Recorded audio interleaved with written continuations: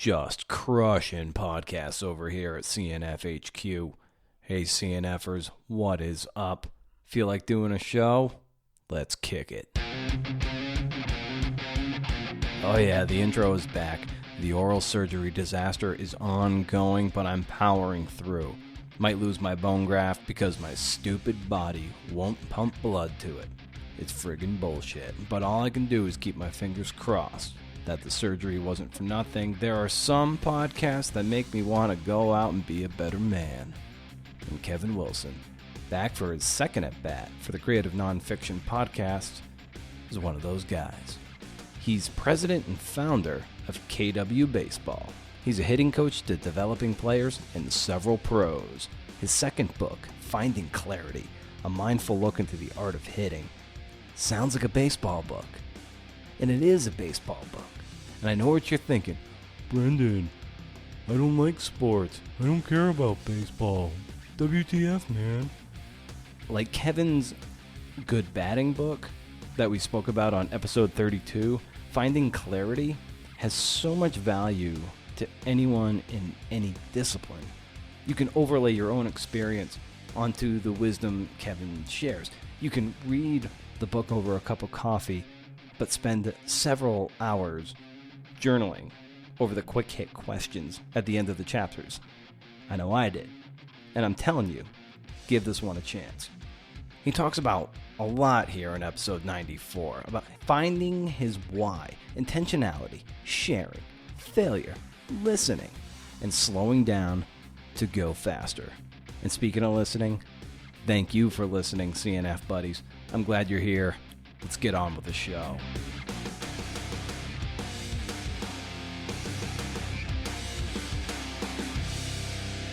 This is great. You ready to find some clarity today? Oh, I'm all full of it. It's funny to the theme of your most recent work of finding clarity and stuff and such. Like I'm going on like a month-long social media fast. I'm just sort of wiping it out because it's a little too like weird out there for me. So I'm like, I love how you put that because it's so true. Yeah, it's funny. Like if it wasn't for social media, I wouldn't have met like you and Joe. Met in quotations.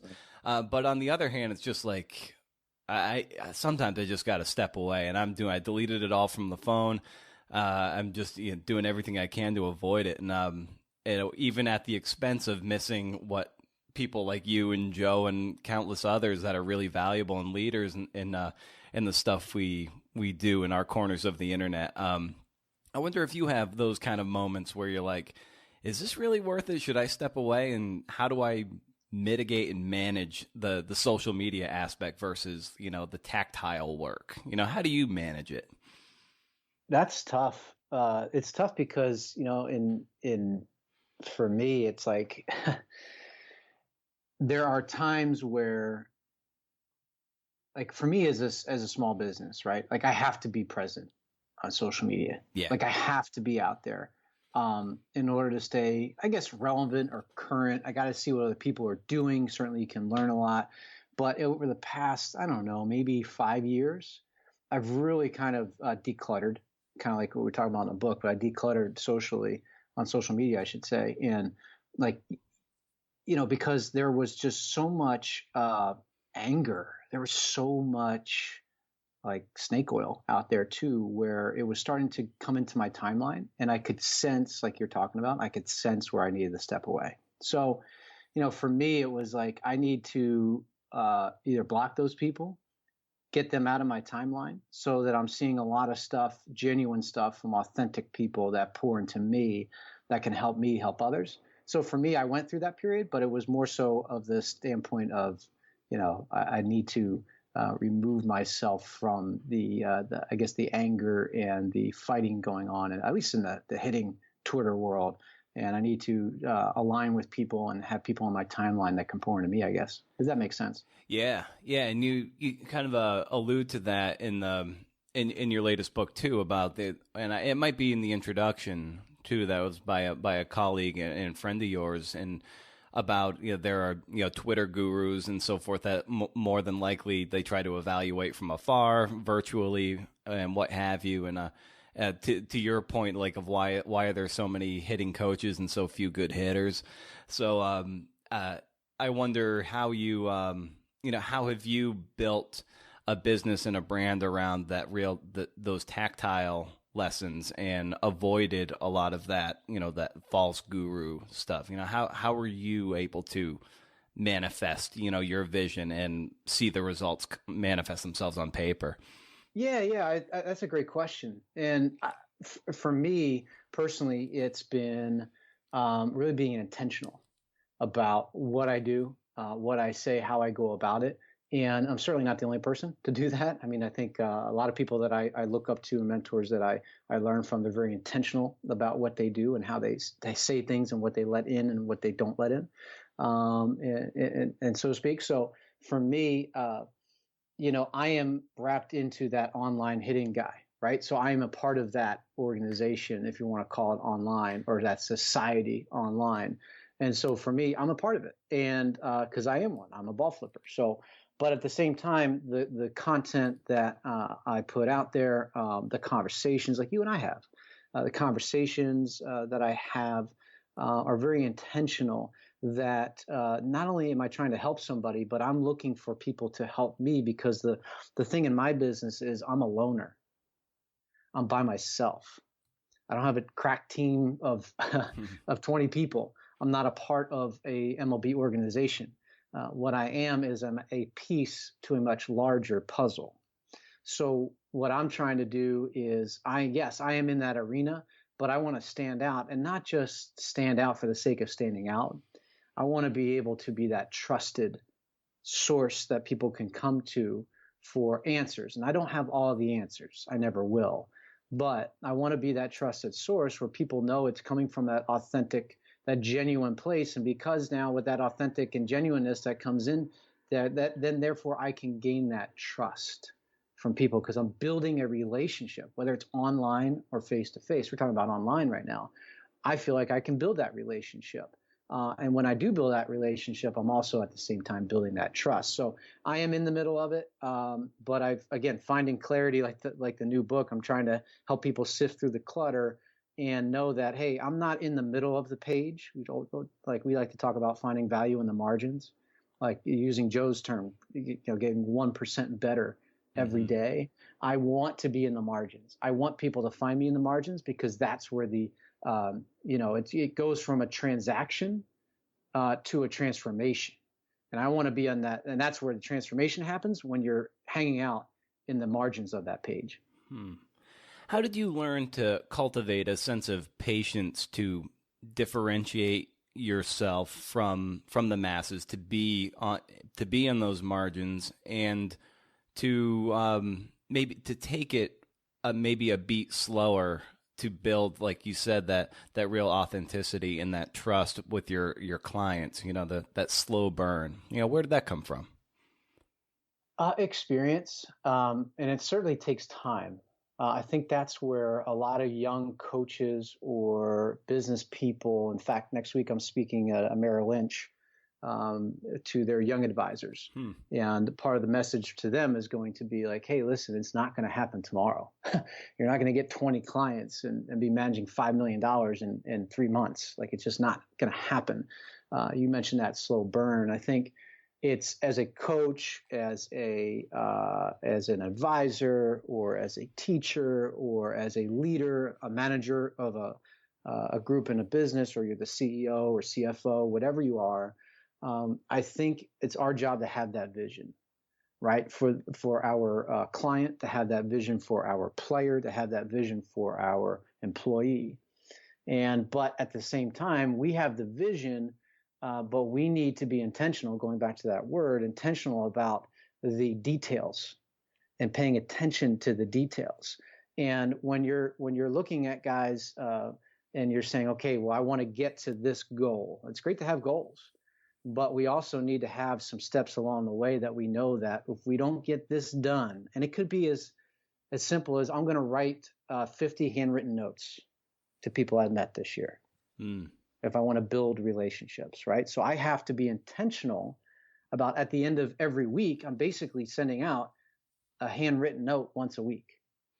And if you can do that, then you can do 3 times a week. Then you can do once a day, 5 times a week. Then you can do, you know what I'm saying? So you build on that. And as you're building relationships and being intentional and paying attention to the details piece of it, again, because we're working in the margins and we're trying to get 1% better every day, what you're doing is that's manageable stuff. So when people want to race to the top and skip all the steps, a lot of people are doing that right now today. But if you look at what the best of the best are doing, whether they're a big league hitter or whether they're an entrepreneur or whether they're an author or whoever they are, take the best of the best. You don't write a 300-page novel because you just throw up on a page for 3 hours one day. No, it's getting up early every day and being intentional. If you're writing 500 words a day or 1,000 words a day, and you do that for 6 months, you're going to have a novel, right? You're going to, like Jake Gronsky said in the beginning forward of our Finding Clarity, our new book. And that's what he's been doing as a new author. And so long-winded answer to your question is I feel like we certainly, you have that vision, you have that goal, but you have to be able, in order to go fast, you got to be slow. So the slow part of it is being intentional and having the details and commanding that one thing at a time. And doing that, and again, it's what's the term for it? I'm drawing a blank right now, but it's deliberate practice we talk about in the baseball world, and you can transform that into any world. But it's the deliberate practice, not just going and taking 100 swings, but let's take 20 that have a lot of purpose to it. So that's where I feel like the best of the best have a lot of purpose. They're intentional about what they do, all at the same time holding on to that North Star in their vision. That's great. Something I also wanted to touch base with you about is, when you're kind of a sole proprietor, when you're not only the raw material of your business, you're also like the administrator and the executor of the business. So you're two sides of the same coin, and not all people are necessarily equipped to be their own boss. It sounds great on paper. Be your own boss, but it's there's a lot of ugly work that goes on behind the scenes to allow you to sort of manifest your own vision. And like I said, not all people I think are equipped to do it. So what were some growing pains that you experienced as you were, hanging up your own shingle and, being your own boss, and also like the coach that being the boss is producing? How much time do we have? Because I've been doing this for 17 years. You're 18 going into. And certainly, I think I speak for many where if you got to throw it against the wall for it to stick. And you got to continue to throw things against the wall early on, especially. You may not have all the purpose, the details that we talked about. You may just kind of be certainly, I just, for me personally, it was just teaching hitting. And that happened in a baseball academy setting, which happens for 99% of everybody else. And I was so grateful for that opportunity. I did that for about 10 years. And I grinded it, man. And I was doing lessons. And I'm so grateful for that opportunity because that taught me how to teach. Like I knew how to teach myself as a hitter, but I didn't know how to teach another individual that had a different mindset, that was maybe a 4.0 student and I was a 2.0 student, that overanalyzed things where I was pretty simple. And so all that stuff that I was throwing against the wall from just a teaching standpoint over 10 years really allowed me to really understand what worked for a particular person and what didn't work for another person. So now I got that part. Now bringing it into the business side of it is really once I like at the beginning, I just wanted to do lessons, and all of a sudden it came to a point where I didn't want to do lessons my whole life. And so it's the old phrase of what got you here, it's not going to get you there. So what got me to year 10 was just grinding out the lessons, building relationships, pouring into individual persons, not just a player. And it was awesome. But that wasn't going to get me where I want to go in terms of working with major league players. So I threw out a couple things and I tried a couple, different camps or clinics I mean, I had whiteboards that were just filled with stuff that, I mean, it's a lot, I go back on it because I saved all the things and I look back on it, it's like that, I thought that would work and it obviously didn't work. And then some things that certainly did work. So there was a lot of throwing against the wall. But as I was going through those 10 years and then into the last, 7 years, what happened, particularly around 2012 for me, was I started to find my why. Like, why do I do what I do? Unfortunately, my mother passed away May 1st, 2012, and that was kind of the moment in my life where I had to step back and I had to really evaluate myself. Why do I do what I do? Why do I have Kevin Wilson baseball? Why do I want it to go this particular route?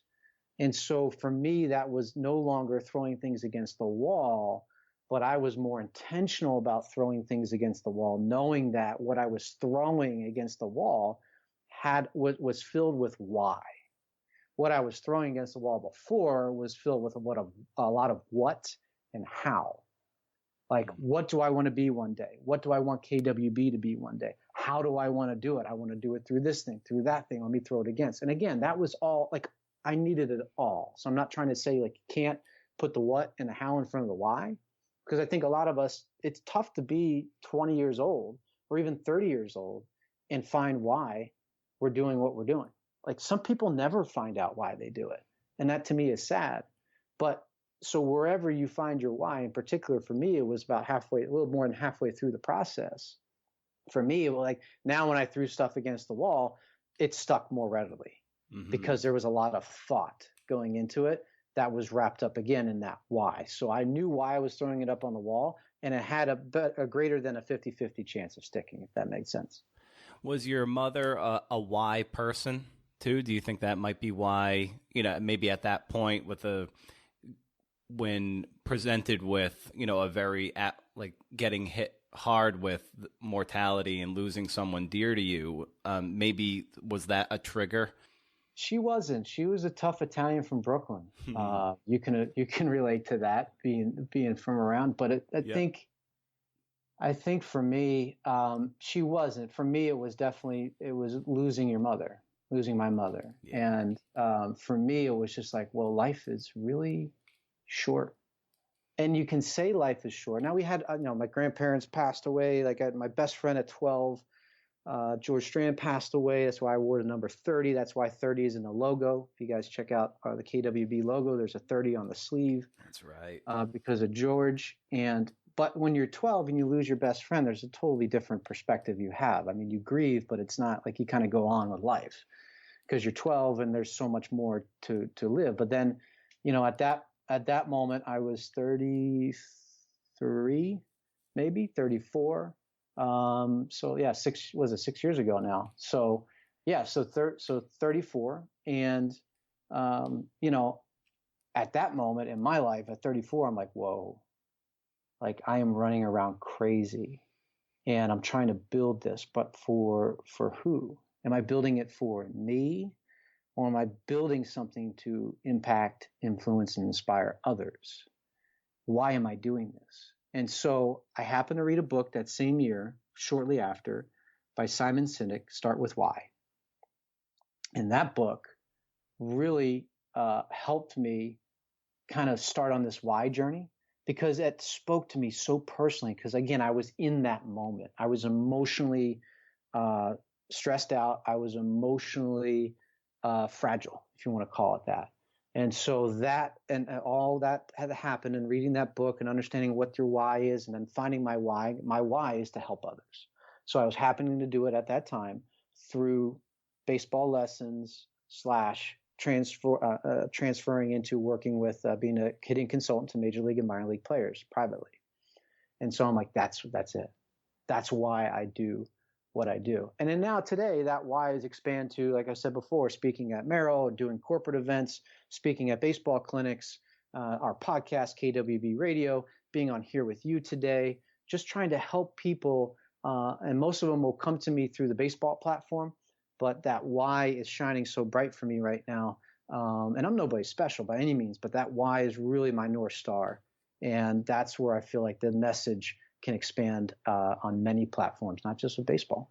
Yeah, that's what, to the message of your latest book of Finding Clarity. Like, if you can answer that question and find your why, then everything else dissolves away, and you can declutter your mind, even a physical space, because that will, in fact, strip away what is meaningless, and then you're left with, a shining core of what you want to be, and then you can just really lean into that. Yeah, like I have quick hitters at the end of each section of the book, and there are three reflective, thoughtful questions, because I want this book. It's a short book, but like my first book, the Good Batting book, where we talked about before, where I want it to be digestible. Like, it's not a 300-page book. It's an ebook for a reason. It's only an ebook because I want you to always have it on your phone. I don't want, or your iPad or your Kindle or whatever it is that you read it on. I want it to be on that you can reference it. That with these quick hitters at the end of the sections and the chapters, I want you to really think and reflect. And we're talking about the why right now. Like, one of the questions I have on there, it's like, how much time do you spend understanding why you do what you do? Like, how much time do we actually, with our busy lives, right? You talked about getting off of social media. That freed up a lot of time for you, I would assume, to be able to do whatever you want. And if people are searching, like I was searching 6 years ago to kind of find why I was doing what I was doing, there were a lot of times where I spent by myself with no TV, no music, no nothing, just in silence. And just reflecting and not really thinking about anything, just let thoughts come into my mind, and just let myself be able to really kind of sift through the clutter, like we talk about in the book, and really find that North Star, which I did. And that's sort of another thing to that too, is for me, is how much do you value as a person, as a listener, how much do you value solidarity when learning your craft, or learning about you as a person, or parenting, or coaching, or leading a Fortune 500 company? Like, how much do you value that half hour in the morning, that 15 minutes in the morning with just you?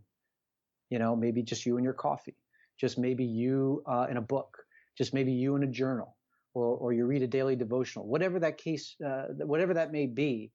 Finding clarity comes along. In finding clarity, I should say, a lot of that, in my experience, has been you need to pour into yourself and find time daily, not weekly, not monthly, not yearly, daily, in order to be able to and have the ability to pour into others. So whether you're sharing your why, whether you're helping them with their why, or you're just helping them through life, if your gas tank is not filled because you fill it every morning, if it's not filled and you're running on half or empty, there's no shot you're going to give the best to somebody else. And I think that wraps it back up in those relationships, right? Is the relationships is we need each other. We're built that way. We're not built for solidarity. And that's why, like, if you're in a prison cell by yourself, you can go crazy. Or if you're in a holding cell by yourself, you can go crazy. Or if you don't have any connection to the outside world and you stay in your house for 30 days, it's lonely. We're not built for that. We're built for relationships. And if we can help each other find out why we do what we do, then I think, and be able to pour into each other every day and pour into ourselves, I should say, before we pour into to others, I think we're all off for the better. Yeah, that solidarity you speak of is really, really important, and it takes an assurance of character, I think, to want to foster a community, be sure of yourself, and that this game, whatever it is that that more is better, and that it's not a zero-sum game. That you can share your wisdom and not feel like you're giving away a trade secret or in some way polluting your own capacity to teach, or erode your own influence by sharing. You don't have to necessarily keep things close to the chest. And I wonder too, like, how did you learn maybe not to be fearful that in your line of work, that in being giving, you weren't giving away the secrets and then eroding your own capacity for influence and business and clients? That's a great question. It's never really crossed my mind. When I was giving lessons, I would always invite people, parents, coaches, come out, come see what we do. It's not a secret. I would say that over and over again. It's not a secret because I'm not selling snake oil. Right. I'm not selling the latest training tool. I'm not selling the latest launch angle fad. What I am doing is I am sharing information that's been around the game and around life for whether it's 100 years in the game plus or 2,000 years of life. Mm-hmm. It's not a secret. My job is to share it because other people, if we all if we were all pouring into ourselves and we all were trying to help each other rather than cut each other down, if we were all really interested in the person first and not just the player or the employee first, I think we will all be a better work environment on or off the field. I think all these things that I'm not afraid of is because I want to share, because I want the world to be better, and I'm not going to change it by myself. I may not be here tomorrow. And I had lunch with a friend of mine, Dana Cavalier. He was on our podcast on KWB Radio, and he used to be the strength and conditioning coach for the New York Yankees for many years. He spent 12 years in the organization. He was on the big league level, director of performance, and trained the guys like Jeter and A-Rod. He won a World Series in 2009. But we were talking about yesterday this fact of because there's so many people trying to make the quick buck, and there's so many people out there trying to just sell you something and then they're in and out. We want long-lasting relationships, and that if we wrote it down or we put it on a podcast, if we were gone tomorrow, that it will still have a chance, to carry to the next generation, to carry into tomorrow. Because that's the downfall. We are our own people, and again, we're not the best. I don't know everything, but what we can share is we have wisdom that has come from experience. There are a lot of people walking around with knowledge in this world, that have learned it from textbooks, and that's good and great because we need a foundation. But the people that I call on, the people that I ask to be mentored by, are the people that have wisdom that have been gained by experience. So for me, I want that to be long lasting. I want what I share with people to not be a secret because like we always talked about in the last show, all it takes is 5 minutes to change someone's life. Right. I want somebody to listen to this for 5 minutes, and maybe one piece of this could change their life, what you and I are talking about today. Or maybe they don't listen to this because of the beauty of a podcast. They don't listen to it until next year or 5 years from now, but it resonates. Or maybe they listen. How cool is this? This is the crazy things I think about. I think about, like, we've had our podcast for 4 years. Charlie Manuel was our first guest back on August 1st of 2014. There are players now that have listened to that as a player that are now done playing, retired. I'm talking like older people, late 30s. Their kids now are 14, 15 in high school. They listened to that Charlie Manuel episode. They got something out of it, and at the late stages of their professional career, now their son or daughter is playing baseball or softball and is now listening to it at the beginning of their career. Like, how cool is that? And that's why I feel like, and that's why I say, be intentional with everything that you do. Who cares if like you're keeping things under wrap? Like, I don't want it. If you have something good to share, share it. That's why podcasts are free. No one's paying to listen to us today. Right. It's free. It's free information. I have a podcast, Rolodex of podcasts that I listen to that people pour into me. It's great in an information age in 2018. I regularly get reminded by my 8-year-old son that, Daddy, if you don't know it, just Google it. Right? Because I don't need to go to college to learn 99% of the stuff, unless I'm going to be a doctor or a lawyer or something, right? Or an engineer. Like, I literally can find everything I need to know on the internet.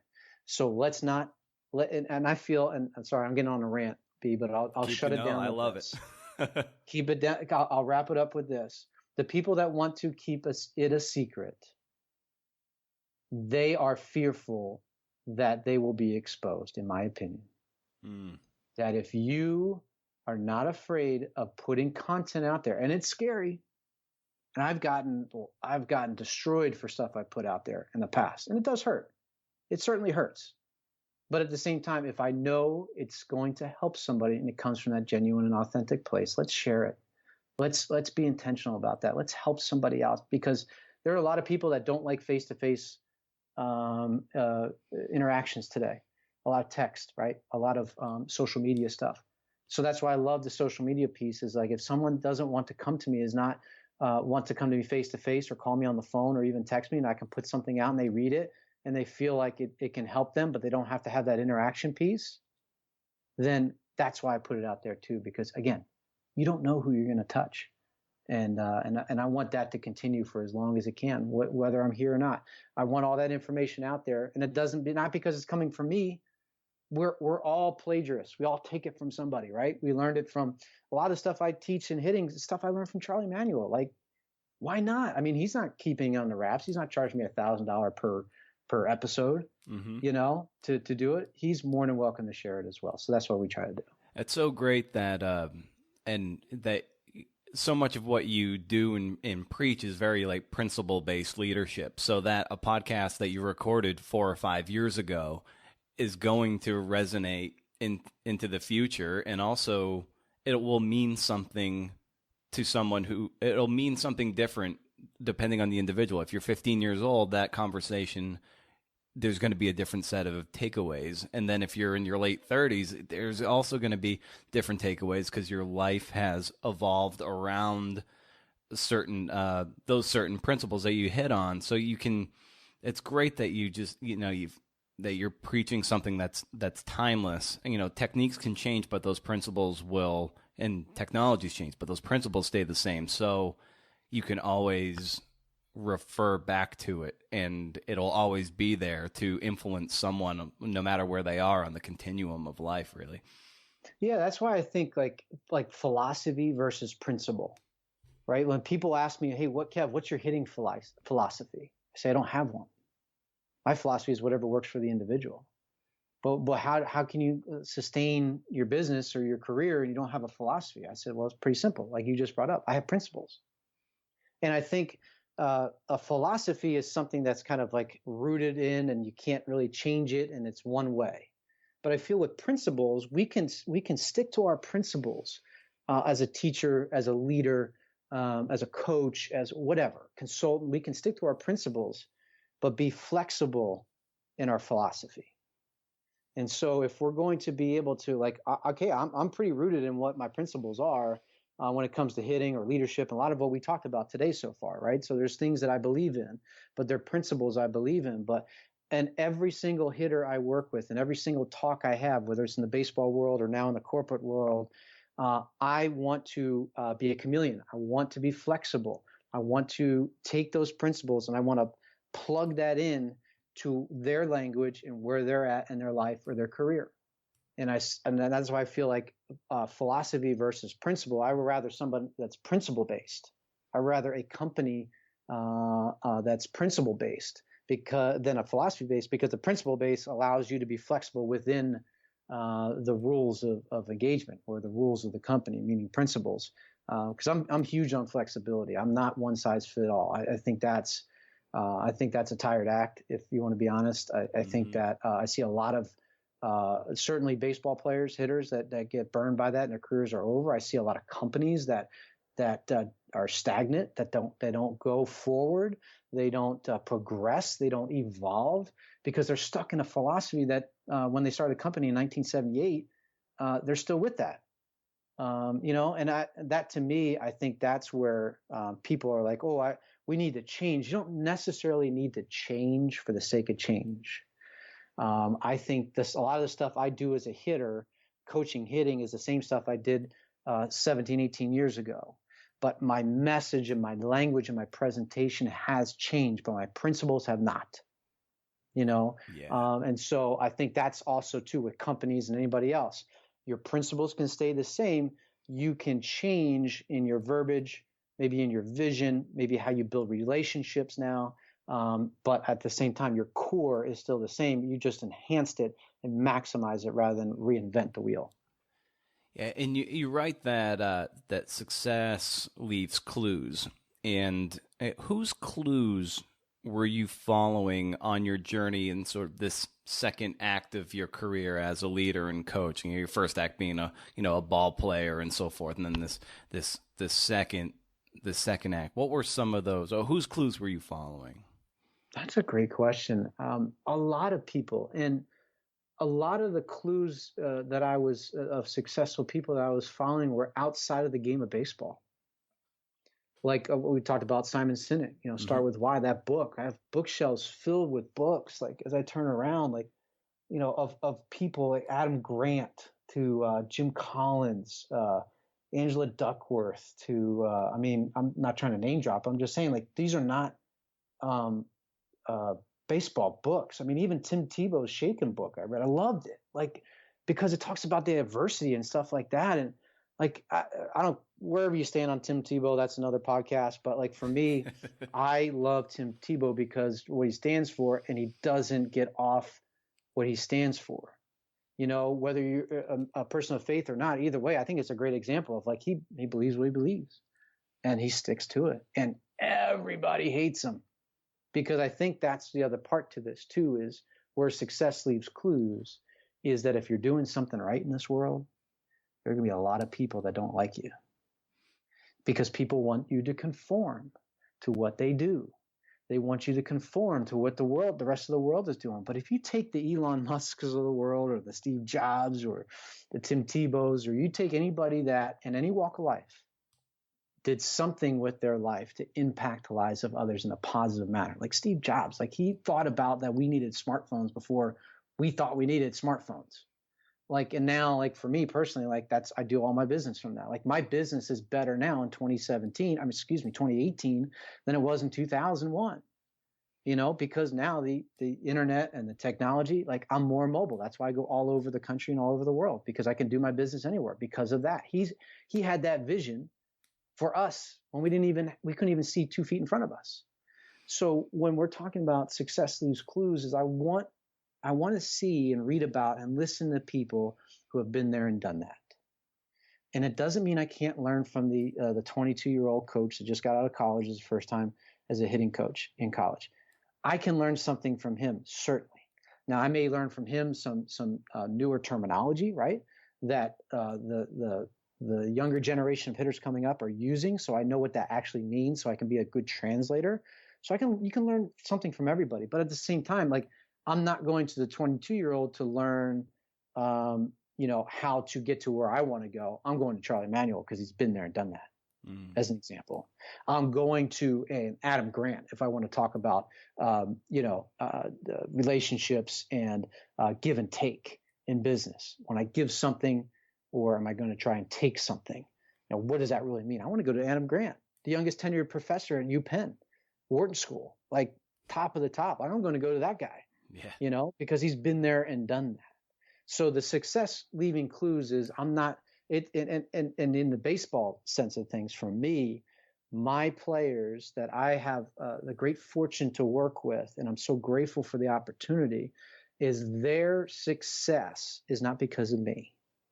They're the ones swinging the bat. They're the ones going and grinding out 700 at bats a year in the big leagues against the best of the best.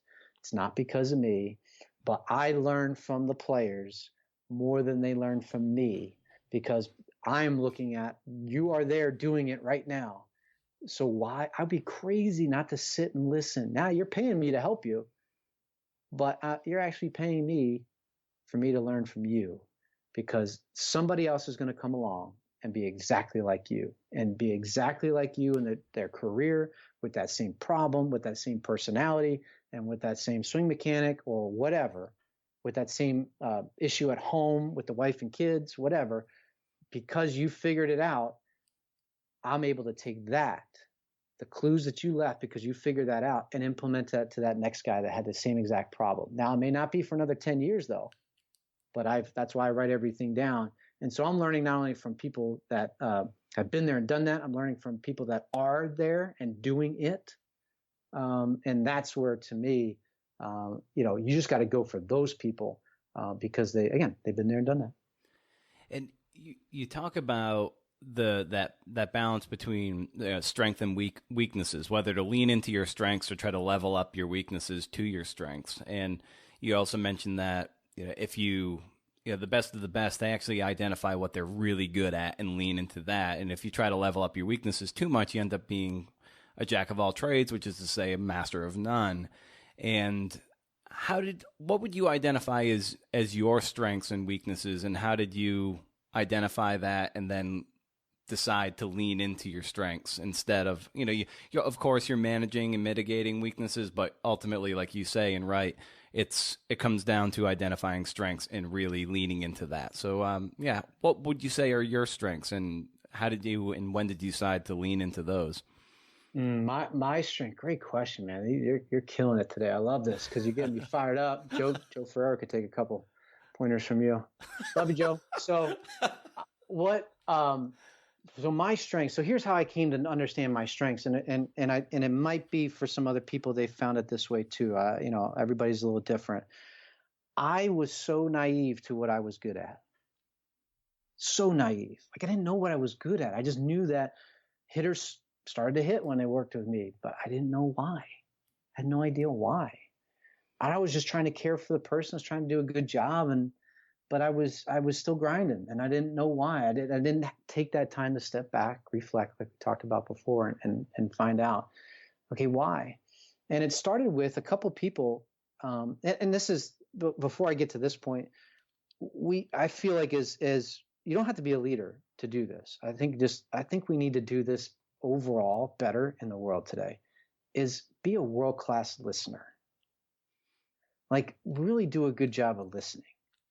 And I feel like a lot of people that they speak too much and they listen too less, if that's grammatically correct. I only have a high school degree. But if you speak too much, then there's no room for you to actually listen and gain that wisdom from somebody.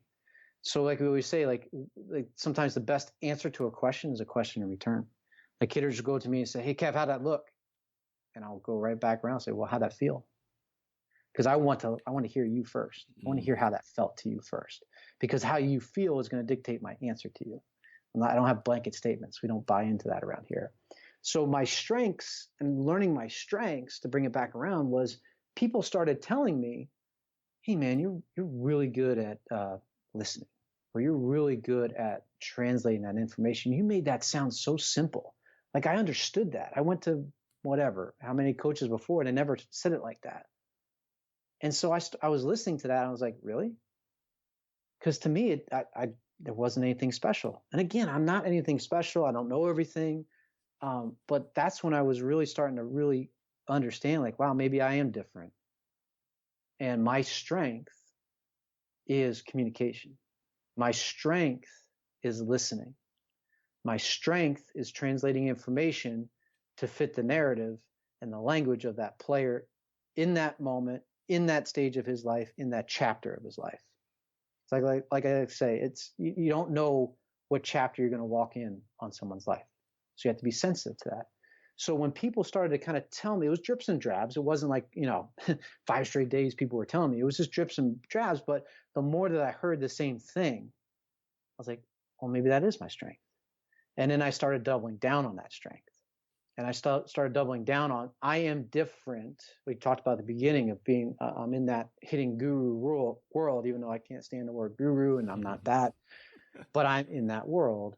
How can I separate myself, differentiate myself, having that ability to have a big leaguer trust me with his career, and I never played in the big leagues, is that I build relationships first and foremost. I gain the trust of you second. I learn the way you learn third. Fourth, I try to be the world-class listener so that I can speak your language.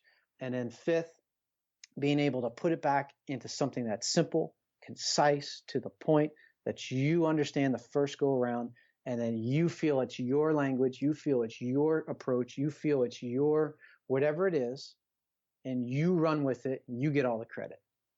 And so that's kind of how I found out what my strengths are.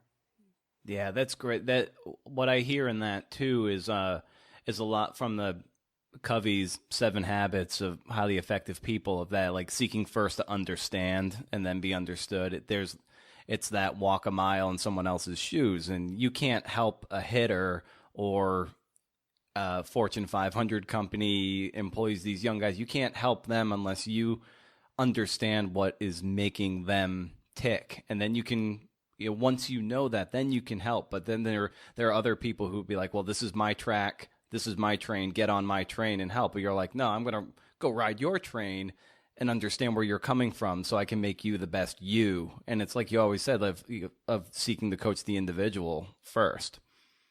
Yeah, and the best version of yourself, that's what we go for, like you mentioned.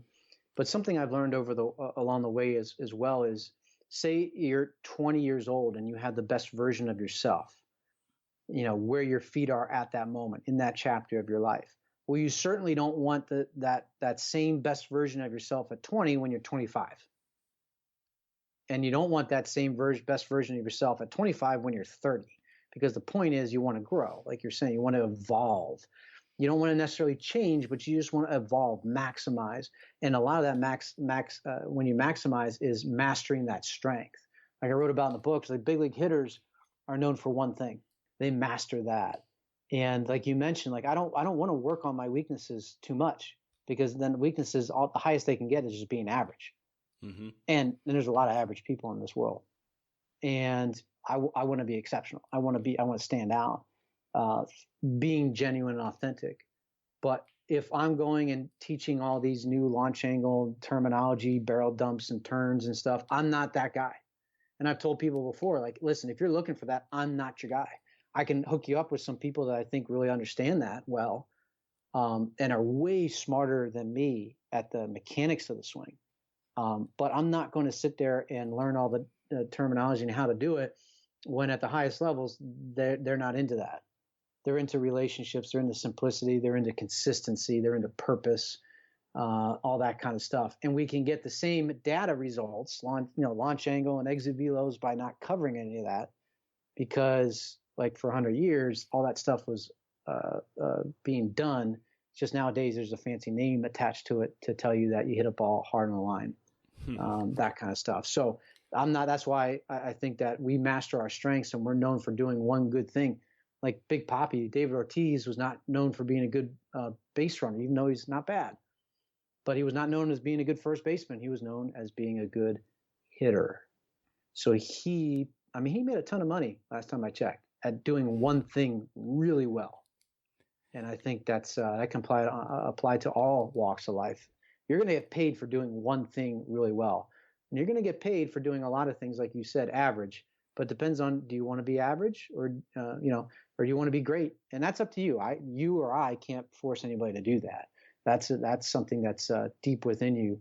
And if you want to push the extra mile and you want to do things with a lot of purpose to it, to be consistent, because that's the last thing to it too, is, Mike Trout, Derek Jeter, Big Papi, all these guys in baseball, or a lot of, think about anybody in any walk of life who is really good at what they do, and they're pretty famous at what they do outside of Hollywood, is that they are consistent. And do you want to be consistently bad, or do you want to be consistently good? And that's up to you. Right. And how do you think or how possible is it to want to maybe resist, and I'll use the baseball terminology here too, like to resist wanting to become like a 5-tool player, your Griffeys and Willie Mays. Yeah, how do you resist the urge to want to be good at everything and not and focus on the one great strength? Yeah, I've been there myself. I think we all have been there. That's another great question. I think it's because a lot of the world is speaking to us that we need to be good at a lot of things. Right. You need to be able to produce your podcast all by yourself, which most of us do. And you need to be able to be the ultimate blogger, speaker, hitting coach, everything. But I think it comes down to, and at least for me and a lot of people that I've talked to, they're much smarter than me and better at what I do, is they've come to me and I've watched them and they say, hey, listen, what is your North Star? What are you really excellent at? And then what are your kind of subtitles to that, or your B qualities? It's like I talk to hitters, like you got your A swing and your B swing. Like your A swing is like when you're 2-0, 3-1, and it's a good control, but you kind of let it eat a little bit. You let it fly. You let that barrel go a little bit because you got some leeway. But your B swing is with 2 strikes, and you just got to get a barrel on the ball.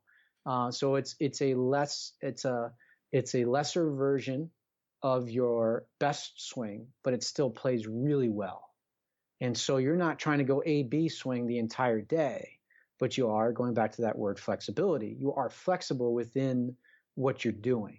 So whatever comes up in life, you've got a couple clubs in your bag. Like your driver might be your best club in the golf bag, or your 4-iron might be the best club in your golf bag. So whatever that best club is, your best strength, you're going to bet the house on that. But if you're in a situation where you can't use that and you don't want to use your 4-iron as your putter, and you want to bring out your putter, Still works. Still going to get the ball in the hole. You'll be fine. So I think a lot of that, again, to relate it to different things, for the audience, just try to relate it to different things, is that stick to your strengths. Stick to your strengths. Don't conform to the world telling you got to do everything excellent. Pick out what you do really well. Master that. Put all your eggs in that basket to master that, because someone is going to come to you for one piece of advice.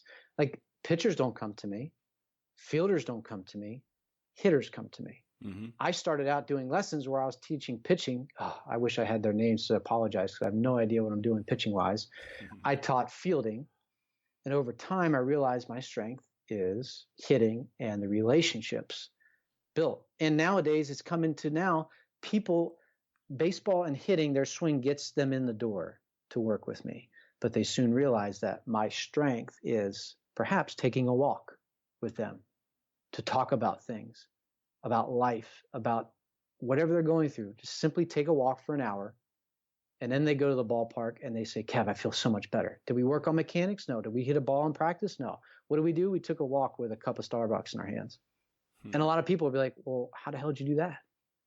Like, it's not a secret, guys. Just pour in, ask them questions, and listen. I just sit there. I drink the coffee. They're the ones that have a full cup of coffee at the end of it because they're talking the whole time. I'm like looking for another one, because all I'm doing is sitting and listening, and that's all we need sometimes, is somebody to listen. So my strength, I'm going all in. I'm going all in on my strength. And when someone needs a swing work or cage work, that's my B. I got that too. I can do that really well. But I'm best known for, and I'm the best at, when I have that conversation. Like I always say, hitting is a conversation. When I can have that conversation with you, I feel like I get the most work done. Maybe for people who are listening, whether they're athletes or writers or documentary filmmakers, and they're still trying to, find out like who they are, and maybe what their strengths are and stuff. And maybe they're too close to themselves, of course, to maybe identify that. Is that not an appropriate question to ask an outsider? Like, can you tell me what I'm good at? I mean, what are my strengths? What do you see? Because you're not in my brain every day. Like, is that an appropriate question, or even a mandatory question that maybe you have to ask someone beyond yourself to help identify your strengths so you can better lean into it? Yeah, I think it's great going outside the lines, going outside your industry and asking somebody like, watch this speech or read my novel or read an excerpt, from my book. Like, what do you think? What am I good at? Am I a wordsmith? Like Joe's a tremendous wordsmith. Like, are you a wordsmith? I certainly am not a wordsmith. But I think it's understanding, like, what are you good at, and having somebody else that is not paying your salary, that you can trust, that is really invested in helping you and will genuinely read a portion of your book or listen to a speech or whatever, and give you constructive criticism that may hurt, but certainly people have told me, like, Kev, you stink at this. And I'm like, oh, okay. I thought I was really good at that. Because like you said, in our own minds, we can create our own narratives, and no one really knows. We can really fool ourselves sometimes. Or people will go back like, hey, listen, I liked a lot of this chapter, but really, I think if the chapter's kind of like going off the rails, if you really just honed in on the first sentence, can you expand on that topic? That'd be a dynamite chapter. And then you're like, oh, I didn't even think of that. That really stood out. Like that makes sense. And then you send it to somebody else after redoing that chapter. And you're like, dude, this is awesome. But you would never have known if someone else from outside of your own head or industry just looked at it through that lens. So I think it's imperative to be able to have that person. Again, all but like two of my mentors are from outside of baseball. They're businessmen, they're speakers, they're leaders, they lead and do things and impact people and move the needle in other industries. And so they've helped me tremendously because it's a people person industry. I don't care where you're at.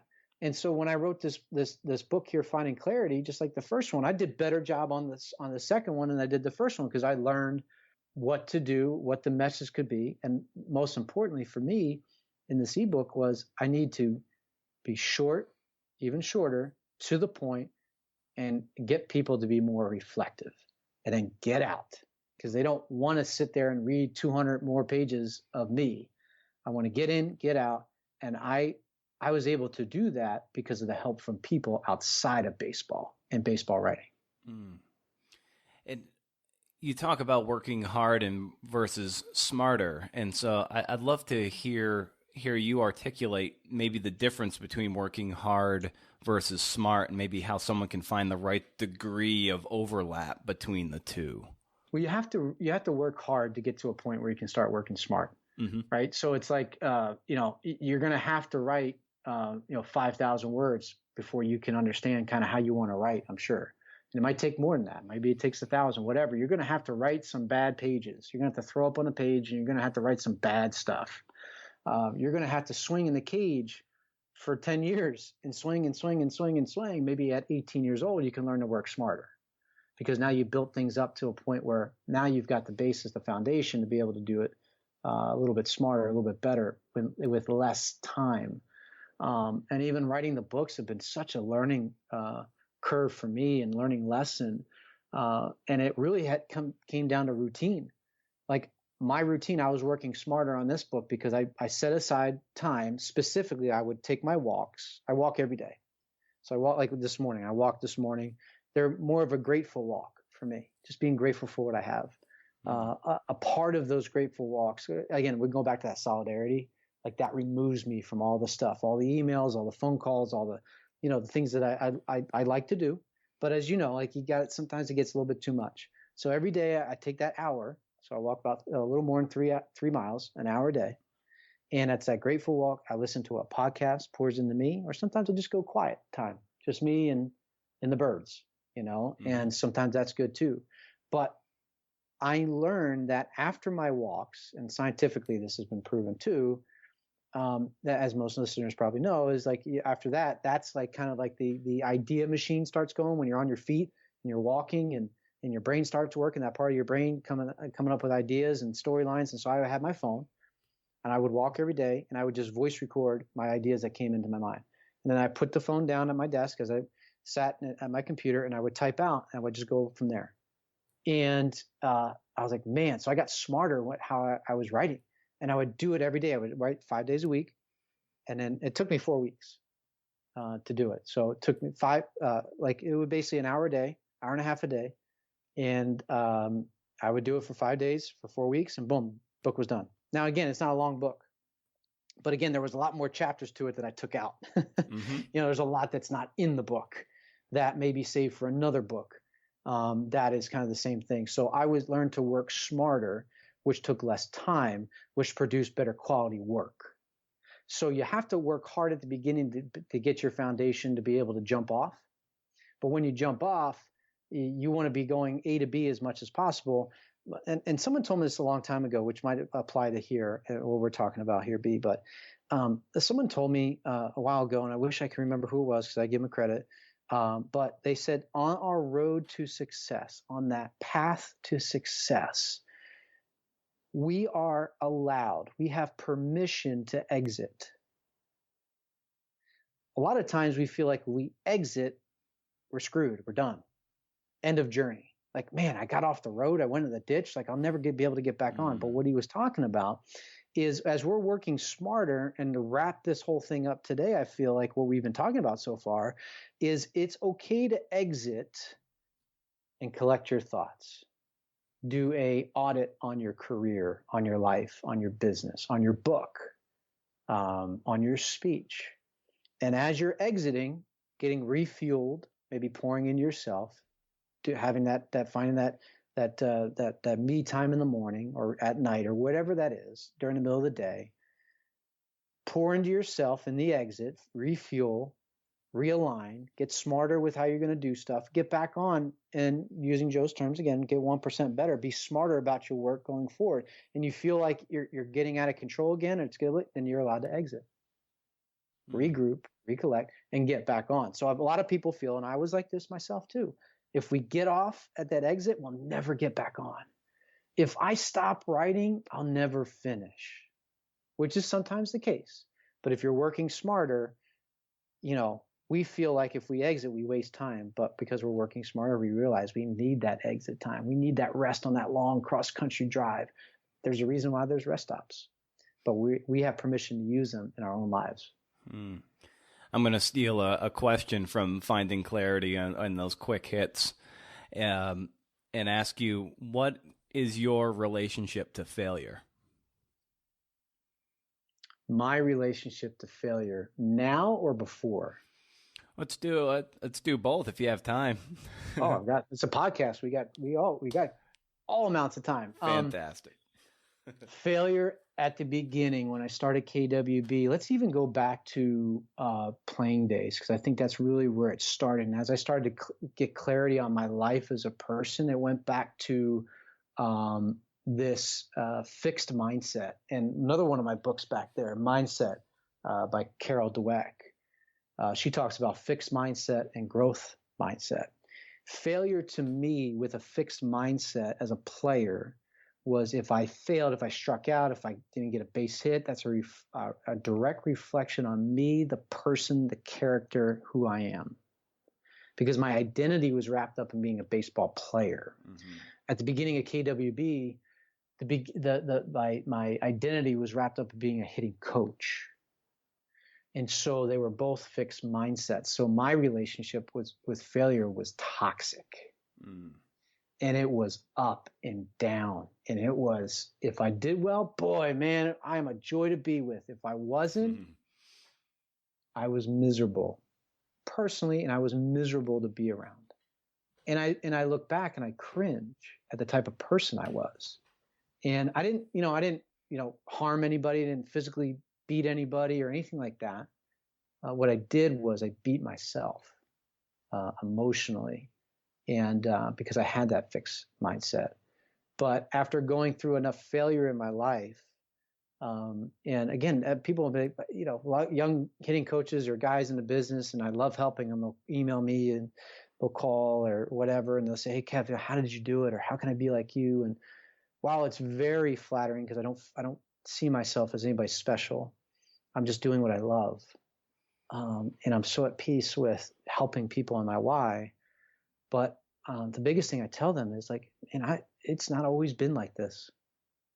Like, what's the famous saying? It's taken me 18 years to be an overnight success. Right. Yep.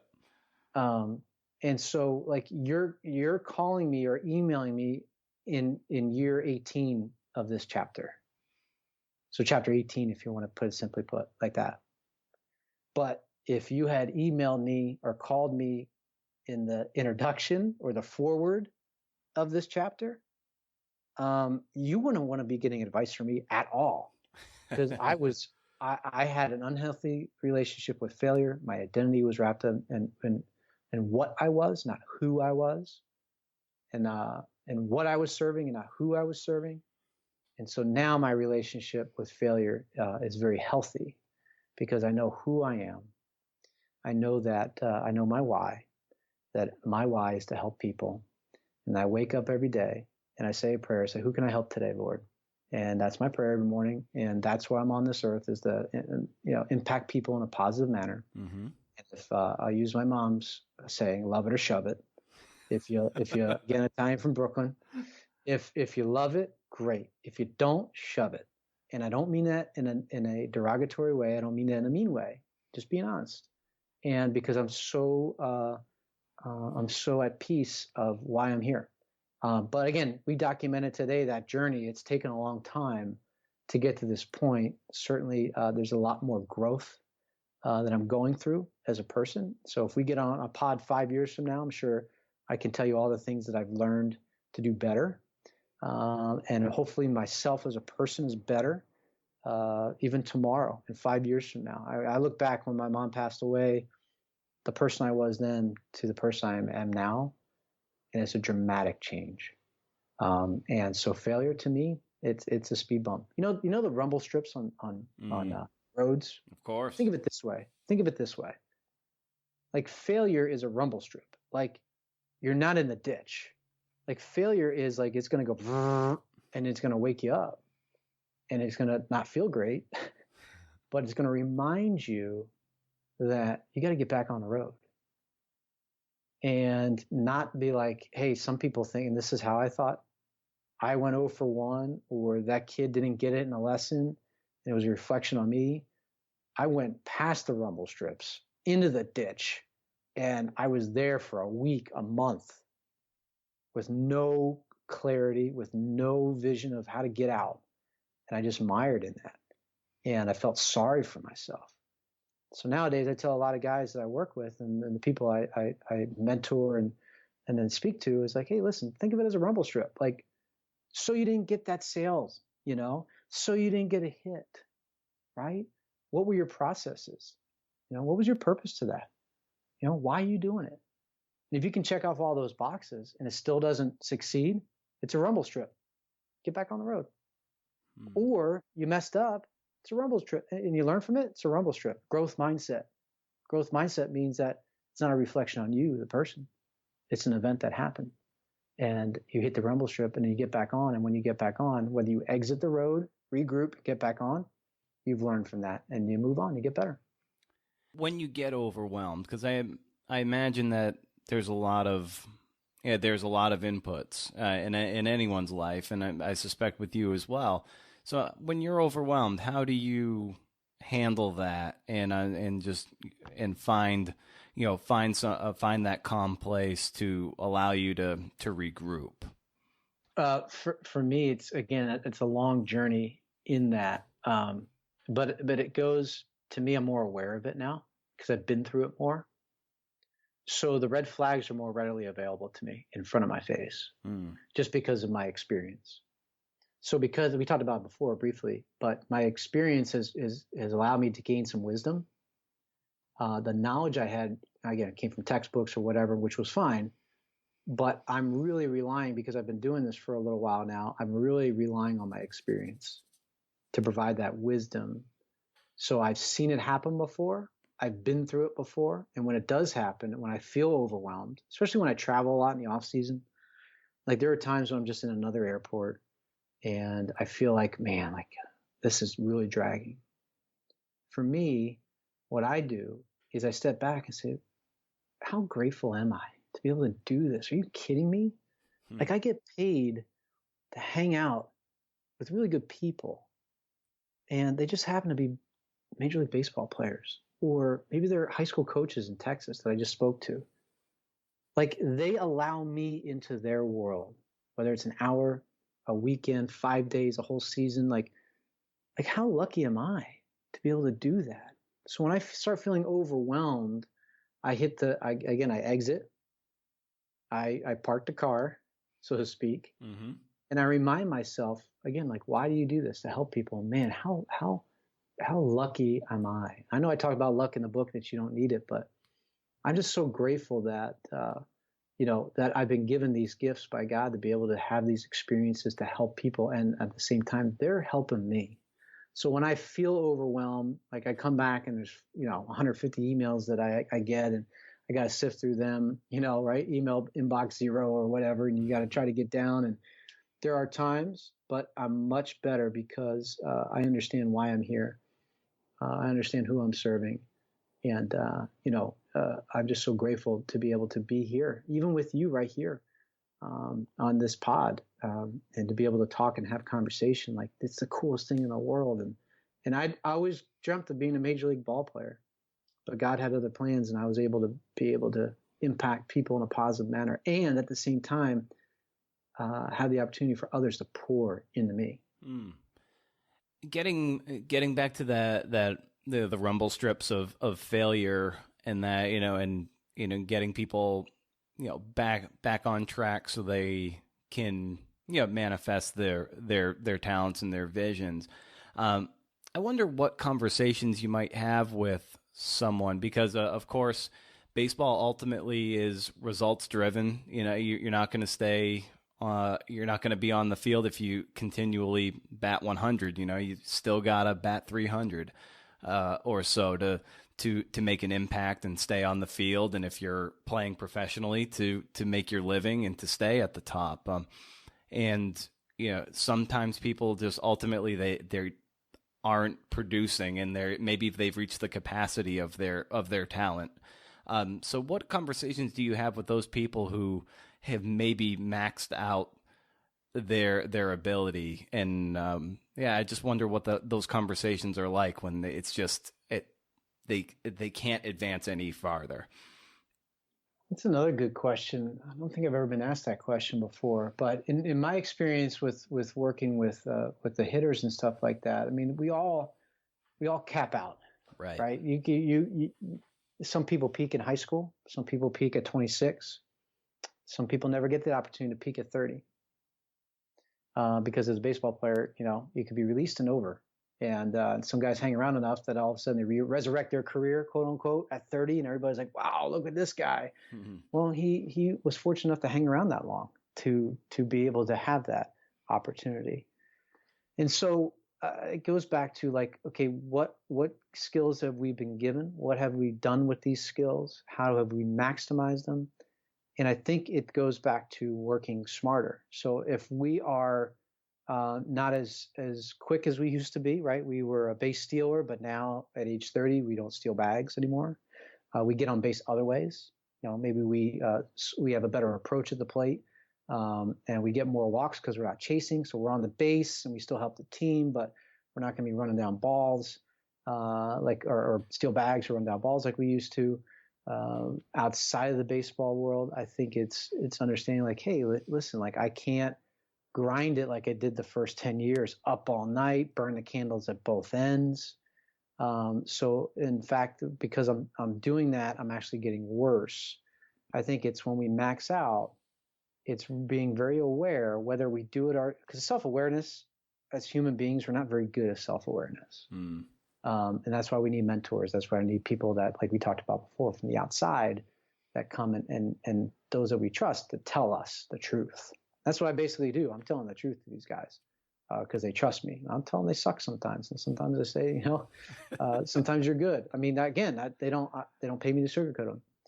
So when you max out on stuff, whether it's and you're on the field or off the field, or you felt like, man, like I was closing sales for 20 years, but now I can't relate to the younger generation, or man, I cranked out 5 books in 5 years or 7 years, and they were bestsellers or whatever the case may be. I think it's not reinventing yourself, but I think it goes down to like, hey, listen, stay in your lane. What are the things that you do really well? And not so much repackage it as much as refining your message. But the principles stay the same, like we said before. But your message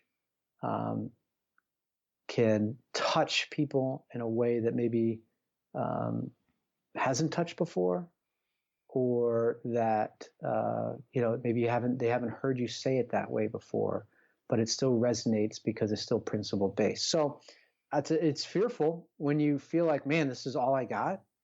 But I think it's kind of like, hey, listen, you have enough. Like having enough is enough. But what you do with that is the ultimate factor in longevity, consistency throughout, whether it's a baseball career or your life. I mean, there are books that, again, you read my first book to my second book, and there's definitely things that have gotten better. My next book that's coming out, World Series 2018, so I'm already coming out with another one within the same year, is hopefully going to be a lot better than this second book. So there are limitations in what I can do as a writer, but there are not limitations in my message and the way that I present it. Nice. Can you tease the title of that, or are you keeping that one close to the chest? We have not come up with a title yet. All right.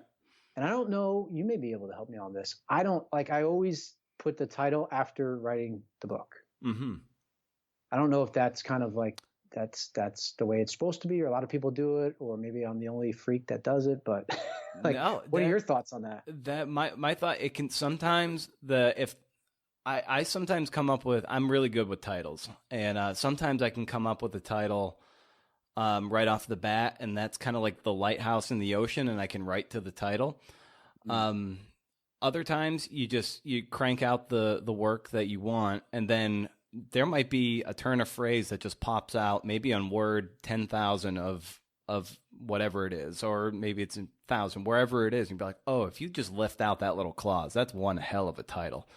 And so yeah, it can go either way. I wouldn't lock into anything. I think that approach is great because you can let the book tell you what it wants to be called instead of you imposing a title on it, because then maybe the meaning of the book can be condensed by that one phrase that came organically through your process of generating that book. So I think there's tons of value to just being like, I'm working on this book, and whatever phrase comes out of it that just seems to sum it up, then that's your title. And I think I think F. Scott Fitzgerald for Great Gatsby. I mean, The Great Gatsby is the great title, but I think he had something like dozens of titles that were terrible. And ultimately they settled on that one, and it's the iconic, maybe the best American novel ever written. And so, yeah, I would say workshopping, let the title come out from the text is a wonderful way to do it. But also, to your point earlier about throwing things up against the wall and see what sticks, is like, yeah, workshop 30 titles and just see what feels good. Yeah, no, that's great, because I mean, the way we got onto Finding Clarity, the title of the book, Finding Clarity, A Mindful Look into the Art of Hitting, was when I dished it out to my clients and said, hey, what resonates to you when you get done reading this? And again, it's an ebook form. It's not very long. It's digestible, because that's my thing too, is I want to give, all my books are going to be under 100 pages, because I want them to be read and reread and marked up and all that kind of stuff. And they're like, you just provide so much clarity. And again, they see this every day in our conversation. So it was basically reading what what we discuss and what we work on all the time. But coming out of that, they said, because clarity was not in some of the titles I had just kind of on my Evernote notes. And purpose was in there, mindful was in there, hitting was in there, but clarity was no longer. And the feedback I was getting the most was clarity, clarity, clarity, clarity. And that's how we came up with the title of this one, was just basically asking the question and sitting back and listening. And what's great too is it's tight, and it defines what it's about, and it applies to just across all genres. It doesn't strike you as a baseball book if you just read the title. So it has a deeper meaning than just what happens on the diamond or you're approaching the batter's box. Thank you. Because that's another thing you talked about before. Like, how do you know what you're good at? Or I forget the question, but we were talking about like your strengths, right? And I was talking about, like, I was listening to people and what I was good at. The other thing too is, like, the first book and this book is people, the Good Batting book, and then this book, Finding Clarity, is they were like, man, like, just like you just said, and I didn't realize this at the time. They're like, Kev, like, this book can really relate to anybody in any walk of life. Like, okay, you're talking about purpose and batting practice, but you're talking about working smarter and not harder, and you're talking about consistency and routines. You're talking methodologies, not philosophies. You're talking principles, and they're like, yeah, I can give this to my sales team and read it, because number one, it's short and they'll read it. Number two, they'll understand, like, they can relate it to their line of work. And I was like, well, I never thought of that before. Yeah. I was like, well, wow. And so again, just so grateful that a lot of people are relating to it. Again, I'm just using, I mostly have a baseball platform, so that's where it kicks off. But, being here on your pod too, like, there's so many cool things are coming out of it. And the message, I feel, it can resonate with a lot of people. And like I said in my social media post, you may have not seen it because you've been off Twitter, you said, but like, I said, this book is not for everybody. Mm-hmm. That's perfect. Yeah. And it's not. It's not. So it's up to you guys, the listeners, if you think it's something for you, and you won't hurt my feelings if you don't buy it. Like that's the thing. Going back to my mother, love it or shove it. Yeah. And that way. So I there's at least one thing in there that can help somebody. Yeah. Which the first time I read it, a couple weeks ago when you sent me the copy, was you can read this book over a cup of coffee. You can get through the text on a first pass in 20 minutes or a half an hour.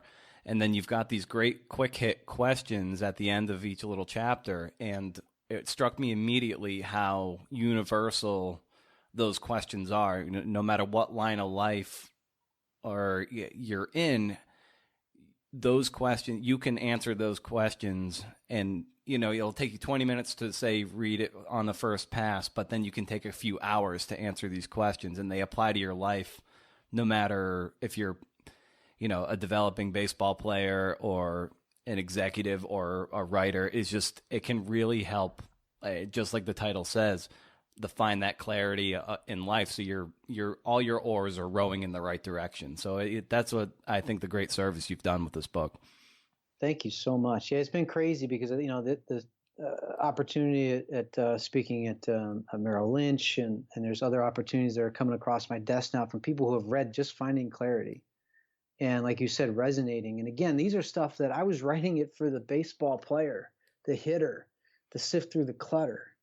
And again, just so grateful that it's resonating with so many people. And you know what that means? Like, I have to do a better job on this next book, because now I know that more people are reading it. So I got all these C-suite people reading. I was like, I got to make sure the grammar's okay. so. Well, if you need a reader and another set of eyes for book 3, by all means, send me a draft. I'm happy to. Oh, that'd be awesome. I would love to do that. Thank you so much. Yeah, please do send it along. I'm happy to give feedback and notes, and try to just do whatever I can to help you, because you're helping thousands of people, maybe more. And anything I can do to help you out in that arena with my particular tool set, I'm more than happy to help out, Kev. Thank you so much, B. I appreciate it, brother. You got it. And thanks again for coming on the show and for the work you do. And I can't wait to do this again.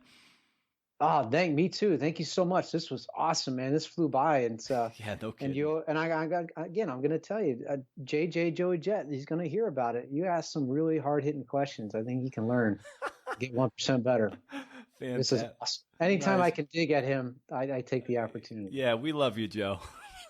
He's my best friend. For people who don't know, go to the 1% Better podcast. Definitely search that. Yeah. And check his stuff out, because he's also, he was on what episode was he on with you? Oh, 58, I think. So he's the better version. Like, I was 52, you said? You're 32. I'm 32. Yep. So yeah, 58. Go to Joe. He did a much better job than me. Go check him out. But yeah. I love him dearly. He co-hosts KWB Radio, our podcast, and but no, man, I'm just so grateful for the opportunity, and this conversation was really uplifting, and it was awesome. So thank you. Fantastic. Well, thanks again, Kevin, and we'll certainly be in touch. And just keep doing what you're doing. The world needs people like you, and I am thankful that we know each other. Likewise, the same to you. Keep up the great work, my man. All right, you too. Take care. Woo! Thanks for listening. Are you as fired up as I am? Thanks to Kevin, and thanks to you for listening. If you don't already subscribe, consider subscribing on iTunes, Stitcher, Google Play Music. I deeply appreciate a rating or a review on iTunes if you can spare the time. Be honest. I'm not begging for 5 stars. I just want you to be honest. We speak the truth here on the Creative Nonfiction Podcast. Show notes are available at brendanomeara.com. There you can sign up for my monthly reading list newsletter. It's a fun bit of goodness that hits on the first of the month in your inbox once a month, no spam, and you can't beat that. This show is produced, hosted, booked, and edited by me, Brendan O'Meara. I'm on Twitter and Instagram at Brendan O'Meara. The podcast is at CNF Pod on Twitter and at CNF Podcast on Facebook. Lastly, I asked my wife what kind of job I was doing as I near 100 episodes of the podcast. You stink at this. I'll see you right here next week, CNFers. Later.